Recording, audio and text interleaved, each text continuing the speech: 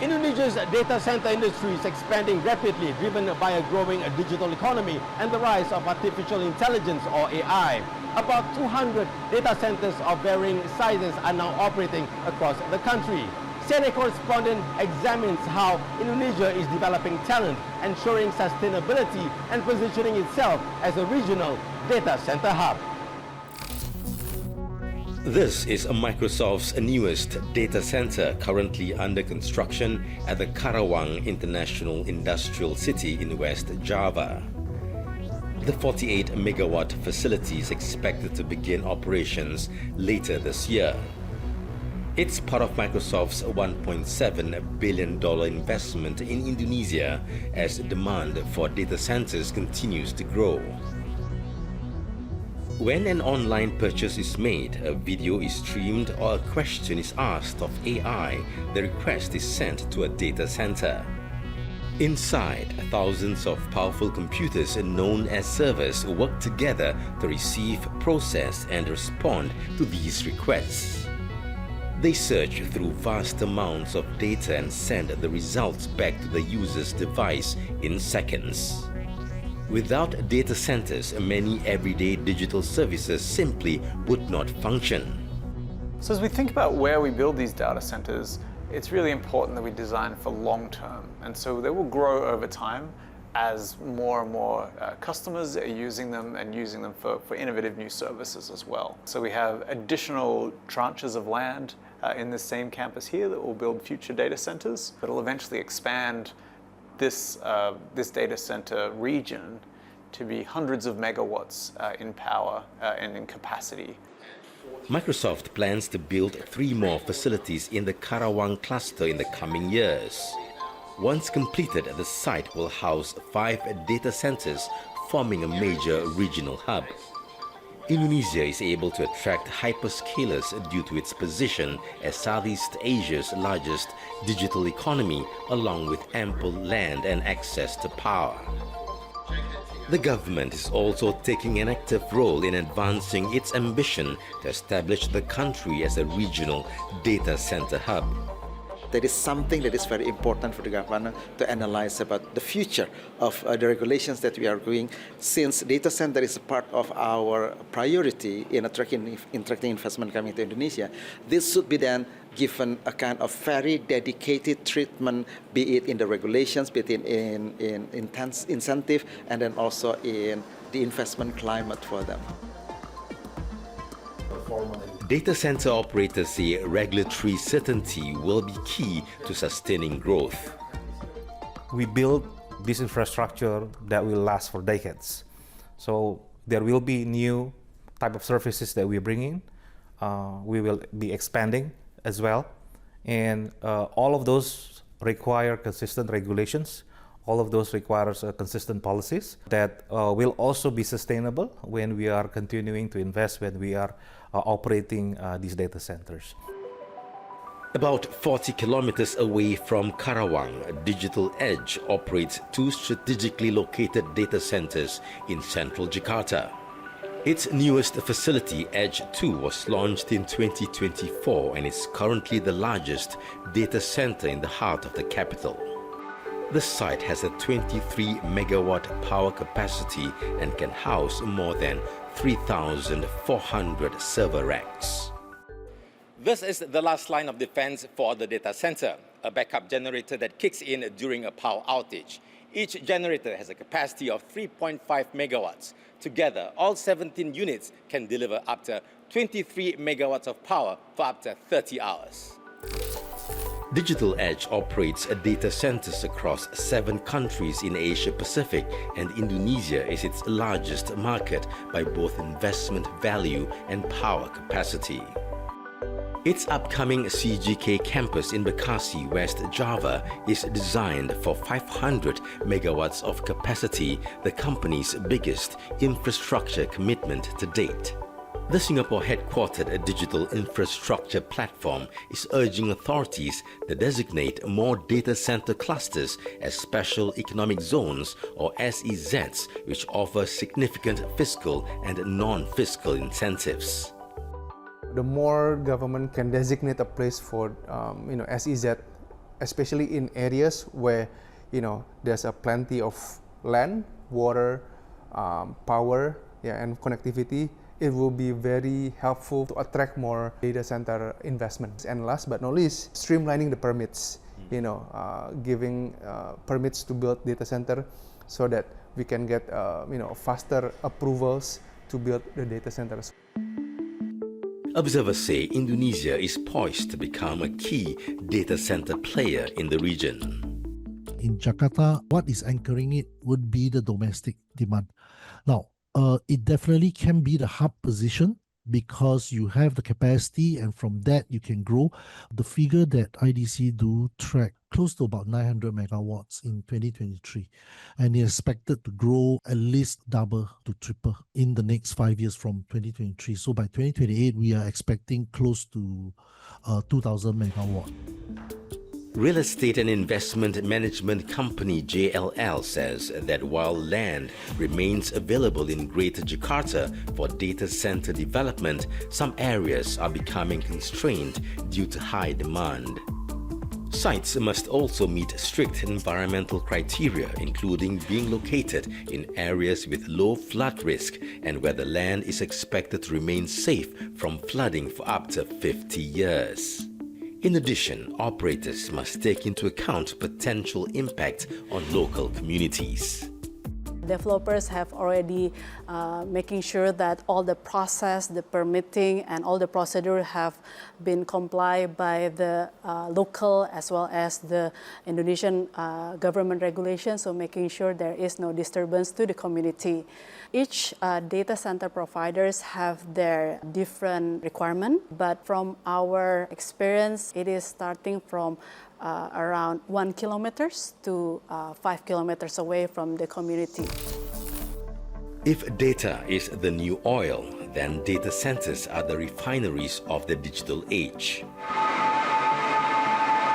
Indonesia's ambition to become a regional hub will hinge on whether these corridors can keep the economy humming and fuel Southeast Asia's next phase of growth.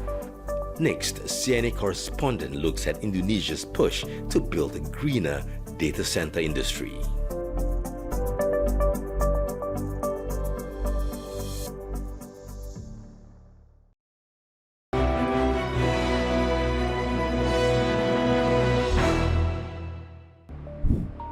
Data centers are resource-hungry facilities fueled by the AI boom and the global shift towards cloud computing. They require a constant 24/7 supply of electricity and water and must operate at near 100% uptime to prevent service disruptions, data loss, and major financial losses.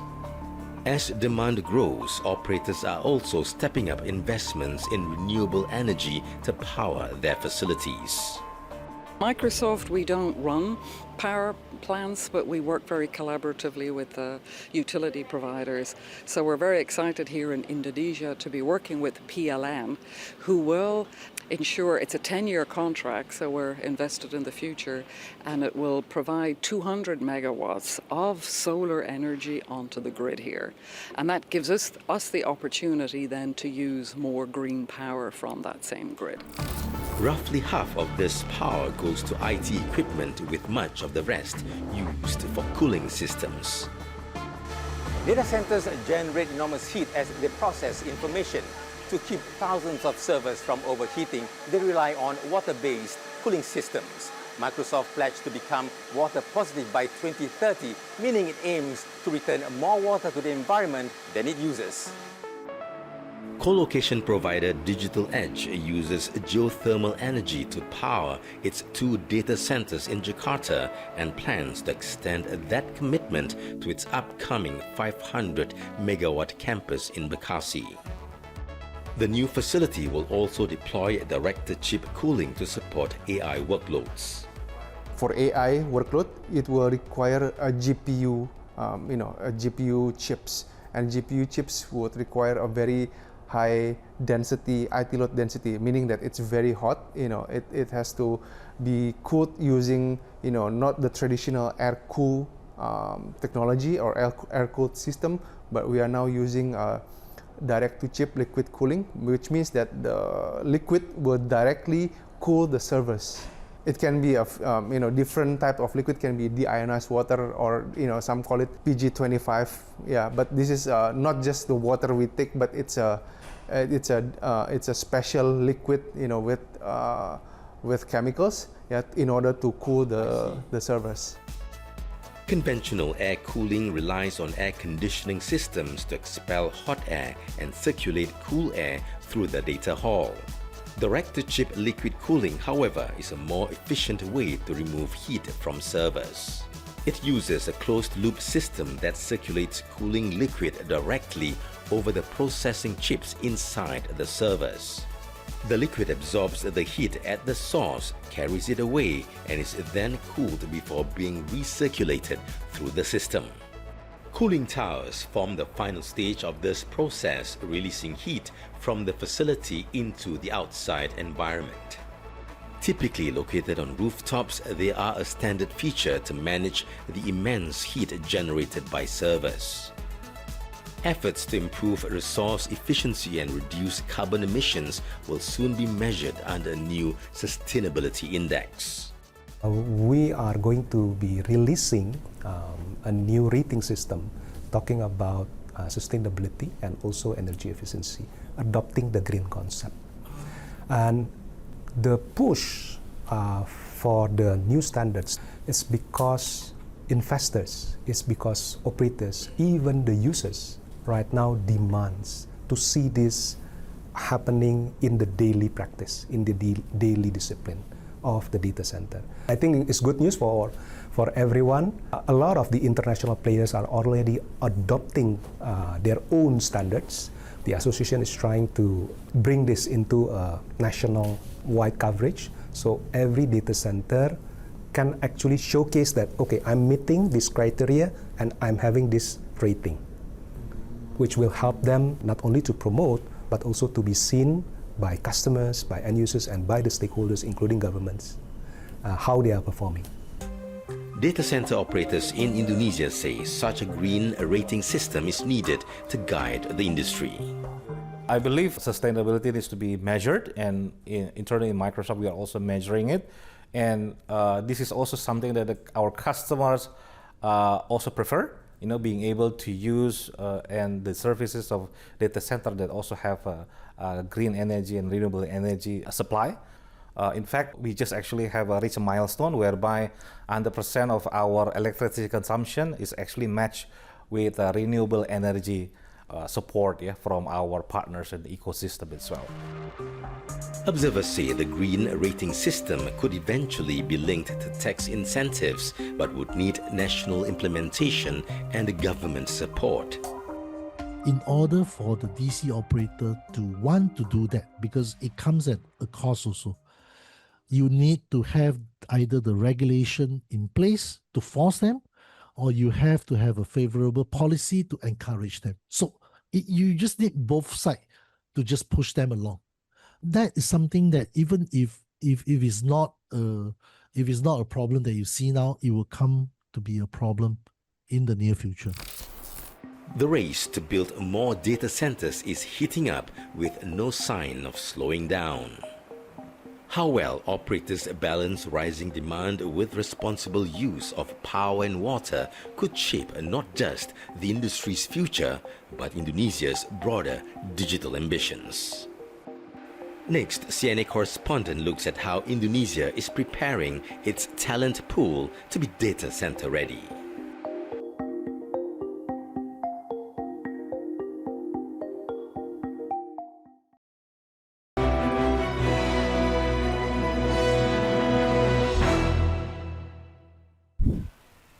A career in data centers was once unfamiliar territory for Azkar, but he was encouraged to consider it as a fast-growing industry driving global economic growth and technological innovation. In 2024, the 19-year-old decided to take a leap of faith and enrolled at the Nusantara Data Center Academy. He was part of its first intake of trainees, and at the start, he struggled with self-doubt. Itu awalnya memang saya nggak pede kan, karena saya ngelihat orang-orang udah pada jago lah ke IT-nya. Agak ragu gitu sama diri saya sendiri juga. Pembelajaran lah tuh, pertama kalinya tuh infrastruktur basic. Wah, saya benar-benar gak masuk awalnya kan. Saya berusaha juga kan. Dengan cara percaya diri dulu sih ya. Percaya diri dan ya dukungan orang tua. Penjelasan ada yang mau nanya? The Nusantara Data Center Academy was established in 2022 to help address a critical talent shortage in the fast-growing industry. It has a structured program designed for young talents that includes a 6-month classroom training in data center management. This is followed by 6 months of on-the-job training and eventual work placement. Kita tidak hanya memberikan teori, tapi kita memberikan real experience, karena kita adalah selain trainer, kita pun juga sebagai pelaku industri data centers, kita memberikan sharing knowledge kita terhadap mereka. Di dalam pengajarannya kita, misalnya kita mengajar mengenai switchboard, kita bawa sampel switchboard, kita tunjukkan ke mereka, switchboard adalah seperti ini, dan mereka mencoba mengoperatkan. The Nusantara Data Center Academy adopts the pentahelix model, bringing together 5 key groups to drive innovation, solve complex challenges, and support sustainable growth. The Academy partners with schools and polytechnics to offer tailored programs, internships, and placements that prepare talent for the industry. It collaborates with global academies to provide specialized certifications in data center design, sustainability, and safety. A vibrant ecosystem is built through webinars, gatherings, and industry tours, creating opportunities for professionals, students, and enthusiasts to connect and grow. The Academy also engages the government, which plays a key role as a regulator and policy maker, providing legal frameworks and support. Insights and discussions on data center innovation are shared through media partnerships, events, and podcasts. The Nusantara Data Center Academy is also equipped with this dedicated podcast studio. The podcast Nusantara plays a key role in community outreach, offering in-depth discussions on the technical and business aspects of Indonesia's growing digital landscape. Analysts say the multidisciplinary nature of data centers, spanning IT, engineering, and facilities management, poses a major challenge for workforce development. Especially if you are looking into data center operations specialists and AI operations specialists. These are two talent groups that is not readily being taught in the school. So even they are from the science and engineering, they graduate, they are not readily in this space. So you do need tertiary post-graduation. You need to push for training in that aspect. The policy within Indonesia itself need to push for this talent and the ecosystem development. That would drive the growth of the ecosystem. While specialized academies like the Nusantara Data Center Academy are beginning to bridge that gap, obstacles remain. The closed nature of the data center industry is a primary driver of the global talent shortage. As critical infrastructure, data centers operate under strict security protocols, limiting access and knowledge sharing. The data center industry in Southeast Asia is growing so rapidly, but the talent is not. And I don't see that we are going to be able to overcome the condition unless the operators starts to openly collaborate with training institutions. The industry itself is a very close industry. People don't want to share. People are not allowed to share about what they do, about where is the location of the data center, and etc. And this creates a big gap in the industry itself, the data center industry, who needs the talent, but also from the supply side, from the education sector. At the entrance of this data center, there's no company logo or name, a sign of how closed and security conscious the industry can be. Co-location provider Digital Edge recognizes the need to balance confidentiality with collaboration. Since 2024, it has partnered with the Nusantara Data Center Academy, hiring 8 of its graduates. Our partnership with Nusantara DC Academy, is very beneficial and very good to the industry, because it provides, the on-the-job training, so the students can learn, from us, how we operate and we manage our data centers, and in time, then they will, those talents can be absorbed into the market. And we are also very open to attract talents from other industry as well coming into this industry, because we need more engineers, we need more builders, we need more operation team, to be able to run the data centers. Technology giant Microsoft is also supporting Indonesia's digital workforce development, helping to build a local AI-ready ecosystem through knowledge transfer.